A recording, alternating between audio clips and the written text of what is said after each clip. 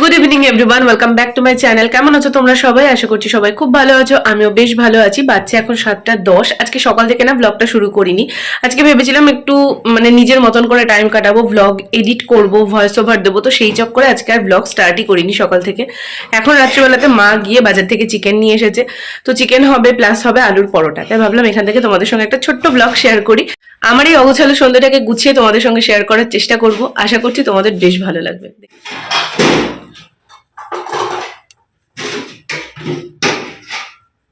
কি রান্না করবো? হ্যাঁ, করবো এই মাংস আর আলুর পরোটা করবো তো। সবজি নিয়ে বসেছে, এখন কাটাকাটি চলবে।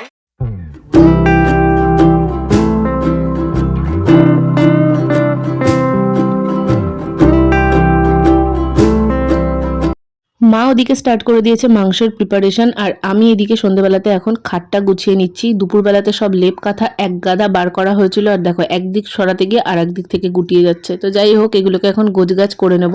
কালকে তো দেখলে তোমরা যে কিছু মশলা নিয়েছিলাম, তো সেই জন্য মিশো থেকে আমি একটা মশলার কোটোর সেট অর্ডার করেছি, যেটা ওবারেতে যাবে। আর আজকে কি মশা ঢুকেছে ঘরে, যেদিকে তাকাচ্ছি শুধু মশা উঠছে।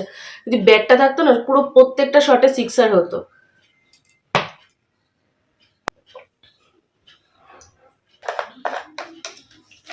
আজকে হচ্ছে রোববার, কাল আর পরশু আমি চলে যাবো। আমার আজকে যাওয়ার কথা ছিল, বাট রিন্টু বললো না আজকে আসিস না, ট্রেনের প্রবলেম থাকছে শনি রবিবার করে।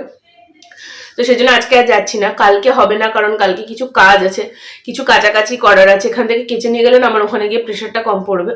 তো সেগুলোর জন্য কালকে আর যাবো না, একদম মঙ্গলবার দিন বেরিয়ে যাবো। এবার আমার একা যাওয়াটা না এবার প্রচন্ড চাপের হয়ে যাচ্ছে। ব্যাগটা নিয়ে এসেছি, তার সঙ্গে মশলাগুলো অ্যাড অন হয়েছে, মশলার ব্যাগটা প্রচন্ড ভারী হয়েছে। তো দেখি, এখন বাবাকে তো বললাম যাওয়ার জন্য, বাট বাবার মনে হয় হবে না, আমাকে একাই হয়তো যেতে হবে। বাবা বলছে কিছু জিনিস রেখে যা, পরের বার গিয়ে আমি তোকে দিয়ে আসবো। বাবা এর মধ্যে আবার যাবে পিসির বাড়ি, তো বাবা বলছে দিয়ে আসবো, বাট সেটা খুব একটা পসিবল হবে না। তো দেখা যাক কি হয়। আগের একটা ব্লগে তোমরা আমায় বলেছিলে যে ভিডিও করলে তখন ডেটটা মেনশন করে দিতে। তো আমার আসলে এই ব্লগগুলো যাচ্ছে একটু পুরনো, তোমরা বুঝতেই পারছো। এগুলো হচ্ছে তোমার একদম ফেব্রুয়ারি মাসের 10 তারিখের ব্লগ এটা। তো সেই জন্য এই ব্লগগুলোতে আমি আর ডেট মেনশন করিনি। তবে এরপর থেকে গয়েশপুর যাওয়ার পর থেকে যে ব্লগগুলো আসবে সেগুলো আমি ডেফিনেটলি ডেট মেনশন করে দেবো। বলছি যে কেটে কোটোর মধ্যে ঢেলে আছে।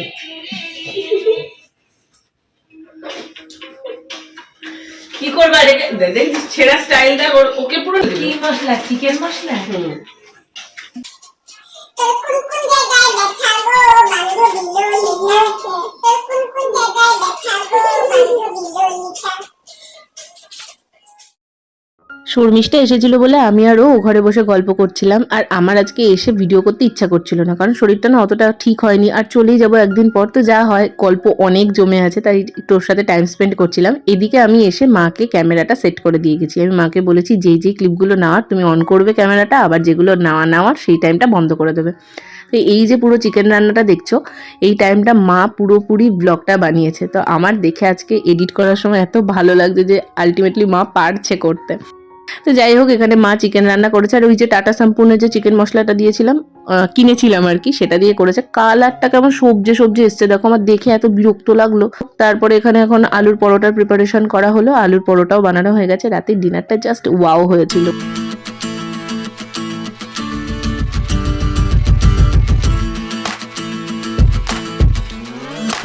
10 তারিখ ব্লগটা স্টার্ট করেছিলাম, 11 তারিখ আমি কোনো ভিডিও করিনি। এবার জানি আমার প্রচণ্ডই মনটা খারাপ করছিল, কেন জানি না। তো আজকে হচ্ছে 13 তারিখ, আজকে ফাইনালি আমি চলে যাচ্ছি।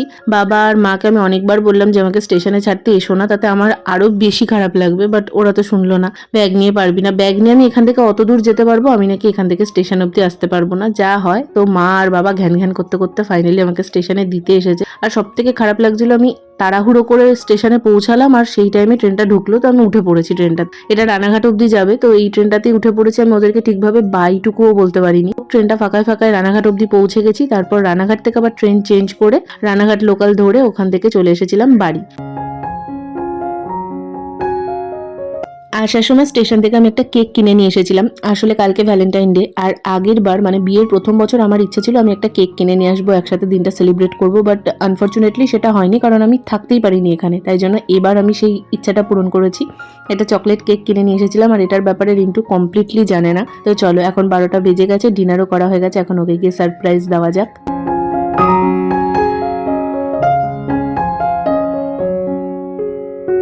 বাড়িতে ওকে সারপ্রাইজ দেওয়ার জন্য যখনই কোনো কিছু আনা হয় ও কিভাবে বুঝে যায় জানি না, মানে আমার আর ওর মধ্যে সারপ্রাইজ ব্যাপারটা থাকে না। তবে এবার কিন্তু একদম আমি এটাকে সিক্রেট রাখতে পেরেছিলাম, খাটের তলায় এসে লুকিয়ে রেখে দিয়েছিলাম। ও আসার পর ওর জুতোটা আমাকে দেখাতে যাচ্ছিল, তো আমি তখন বলছি আমি দেখেছি আমাকে দেখাতে হবে না, কারণ খাটের তলাতে জুতোটাও ছিল।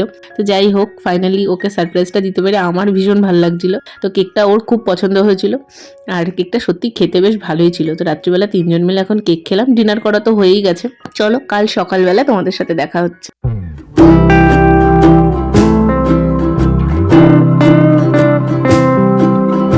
আজকে হচ্ছে 14 তারিখ, আর সকালবেলা উঠে আমি আগে ব্যাগ থেকে সব জামা কাপড় বের করে গোছানো শুরু করেছি। তার আগে কিন্তু বাসি কাজ হয়ে গেছে। আর আজকে ও ছুটি পেয়েছিল, এই দিনটার জন্য কবে থেকে আমরা প্ল্যান করছিলাম জানো। ওর আগে ছুটি থাকতো, উইক অফ থাকতো আর কি মঙ্গলবার করে। তো বুধবার যেহেতু ভ্যালেন্টাইন ডে পড়েছে, ও মোটামুটি 1 মাস আগে থাকতে উইক অফটা চেঞ্জ করে বুধবার করে নিয়েছে, যাতে ছুটি পেতে অসুবিধে না হয়। তারপরেও মিটিং ফিটিং থাকে, তো সেটা নিয়ে একটু টেনশনে ছিলাম যে ছুটি পাবে কি পাবে না, বাট ফাইনালি আজকে ছুটি পাওয়া গেছে। এখন এই জামা কাপড়গুলো সবকিছু ঠিকঠাকভাবে গোছাচ্ছি। বাই দ্য ওয়ে, ভ্যালেন্টাইন ডের ফুল ব্লগ কিন্তু আমার চ্যানেলে অলরেডি আপলোড হয়ে গেছে, কারণ এতদিন বাদে যদি ভ্যালেন্টাইন ব্লগ দিতাম তোমাদের কি ভালো লাগতো বলো। একটু উল্টোপাল্টা হয়ে গেছে, কিন্তু তোমরা আশা করি ওই ব্লগটা এতক্ষণে দেখে ফেলেছো, আর যদি না দেখে থাকো তাহলে চ্যানেলে গিয়ে চেক করে নিতে পারো। ওই দিনটা আমরা দুজন মিলে ভীষণ আনন্দ করেছিলাম, আর মাকে একটা সারপ্রাইজ গিফটও দেওয়া হয়েছিল। তো ওই ব্লগটা প্লিজ চেক করে নিও যারা এখনও চেক করোনি। আর আজকে সকাল করেই উঠে পড়েছি, তাই এখন এই আলমারিটার ভাবলাম জুয়েলারিগুলোকে একটু গুছিয়ে নিই। কত কিছু উলটপালট হয়েছিল, মানে আমি না আলাদা আলাদা সেকশন ওয়াইজ রাখি, মানে ধরো এই জাঙ্ক জুয়েলারিগুলোর জন্য একটা আলাদা সেকশন, তারপর ছোটোখাটো টপসগুলো আলাদা, তারপরে ওয়েস্টার্ন যেগুলো ওয়েস্টার্ন জুয়েলারি আমার নেই সেরকম, বাট যেটুকুটা আছে সেগুলো আলাদা, অক্সিডাইজ জুয়েলারিগুলো আলাদাভাবে রাখতাম। তো সেগুলো পুরো ঘেটে গেছে, তো সেইগুলোকেই ঠিকঠাকভাবে গোছালাম। আর এই জায়গাটাতে আমি যেহেতু রাখি, তো জায়গাটা একটু ছোট হয়ে যায়। ঠিকভাবে গুছিয়ে না রাখলে এটা খোলার সময় তো প্রচণ্ড অসুবিধা হয়। আর এই বক্সগুলো দেখছো, এগুলো বায়োডার্মা থেকে সানস্ক্রিন এসেছিল, ফেস ওয়াশ এসেছিলো, তো এগুলো ভীষণ কাজের, টিনের টাইপের মেটেরিয়ালটা। তো এর মধ্যে না সুন্দরভাবে স্টোর করে রাখা যায়। তো ওগুলোকে আমি ঠিকঠাকভাবে গুছিয়ে রাখছিলাম যাতে খোঁজার সময় কোনো রকম অসুবিধে না হয়, কারণ খুঁজেই পাই না অর্ধেক টাইম আমি। আর টুকটাক একটা দুটো কালেকশন তোমাদের সাথে শেয়ারও করছিলাম। এই ঝুমকোটা কাঁচরাপাড়া স্টেশন থেকে আমাকেও একবার কিনে দিয়েছিল, এগুলো ভীষণ ট্রেন্ডে ছিল, তো আমার বেশ পছন্দ হয়েছিল। তবে জানো তো, এটা এখন অবধি একবারও পরতেই পারিনি, কারণ যখন কোথাও যাওয়ার থাকে তখন আমি ওই যে বললাম খুঁজেই পাই না অর্ধেক জিনিস। তো সেইগুলোকেই ঠিকঠাকভাবে গুছিয়ে রাখলাম, যাতে এরপর কোথাও গেলে আমাকে কিছু নেই এরমভাবে যেতে না হয়, যেটুকুটা আছে সেটুকুটা দিয়ে যেন সুন্দর করে সেজে যেতে পারি।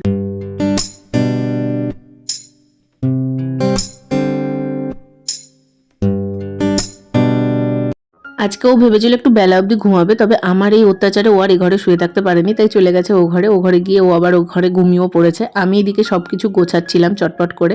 আমার না চুলের বেশ সুন্দর খোপা আছে, কিন্তু আমি এখন চুল কেটে ফেলেছি, আর দ্বিতীয়ত অর্ধেক চুল উঠেই গেছে। তো এবার কিসে খোপা লাগাবো বলো, খোপা আমি আর লাগাতে পারি না। আর তোমাদের এটা আমি দেখাচ্ছিলাম ফাইনাল লুকটা, বেশ ফাঁকা ফাঁকা হয়েছে, অনেক কিছু ফেলেও দিয়েছি। কি বলতো, যেগুলো পরা হয় না সেগুলো রেখে না অর্ধেক জায়গা বোঝাই হয়ে যায়। তারপরে নতুন জিনিস যেগুলো ট্রেন্ডে আছে সেই জিনিসগুলো আর রাখার স্পেস পাই না। যেমন ধরো ওই যে একটা ব্যাঙ্গলস দেখতে পাচ্ছ অক্সিডাইজের, ওটা এত সুন্দর, কিন্তু কোথাও যাওয়ার টাইমে আমার আর মনে থাকে না। আর এটার মধ্যে থেকে দেখো এক গাদা সোনাদানা বেরিয়েছে। সত্যি যদি এত কিছু সোনার হতো বা হতো, আমি তো বড়লোক হয়ে যেতাম। তো এইগুলোর মধ্যে অর্ধেক জিনিস দেখলাম রং চং উঠে গেছে। এই যে এই চুড়িগুলো দেখছো, এগুলো বিয়ের সময় আমি কিনেছিলাম, শীতকাল ছিল তখন, আমি চুটিয়ে পরেছি, সব সময় পরে থাকতাম, আমার বেশ ভালো লাগতো ওরকম নতুন বউ সেজে থাকতে। আর এর মধ্যে অনেক চুড়ি মাও দিয়েছিল, তারাই ভাবলাম এগুলো ফালতু রেখে দিয়ে লাভ কি, পরে ফেলি। তা হাতে দুটো পরলাম, এই যে পরলাম, গরমকাল আসবে গোটা হাত জুড়ে বেরিয়ে যাবে ঘামাচি, আর তারপর আমি পাক মেরে খুলে রেখে দেবো। এটাই হয়, আমি কিছু পরলে না হাতে এমন ভাবে র্যাশ বেরিয়ে যায় যে আমি বেশিক্ষণ পরতে পারি না সেটা। আংটি আমার পরতে এত ভালো লাগে, কিন্তু পরলেই সারাক্ষণ চুলকাতে থাকে। আর ওই যে খোপার কথা বলছিলাম, তো তাই দেখালাম, এত বড় খোপাটা তো এখন আমি গলায় পরতে পারবো, মানে আমার চুল তো নেই অত। এগুলো মিশো থেকে কিনেছিলাম, ফুলগুলো মিষ্টুর বিয়ের টাইমে খুব সুন্দর করে তখন চুলটা খোপা করেছিলাম।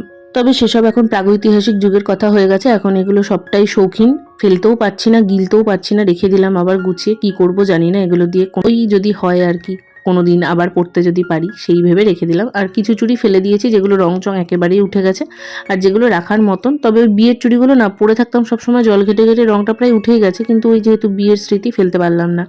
মা যখন আলমারি গোছাতো, মা এরকম প্রচুর জিনিস ফেলতে পারছি না বলে রেখে দিত, আর আমি বলতাম ফেলো এগুলো, তো মা তখন বলতো এগুলো আমার বিয়ের স্মৃতি। আমি বলতাম বিয়ে অনেক যুগ আগে হয়ে গেছে, এবার ফেলে দাও। এখন আমি বুঝতে পারছি যে কেন ফেলতে পারতো না।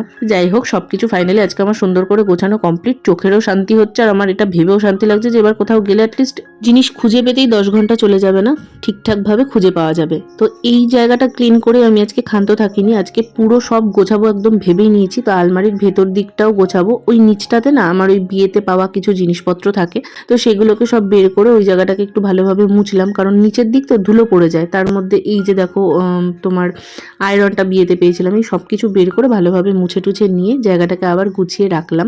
অনেক জিনিস এখান থেকে সরিয়ে দিয়েছি যেগুলো এখানে রাখার মতো না। তো এই আজকে সারাদিন করতে চলে গেছে। তারপরে কি করেছি সেটা তো তোমরা ভ্যালেন্টাইন ডে ব্লগটাতে দেখতেই পেয়েছো।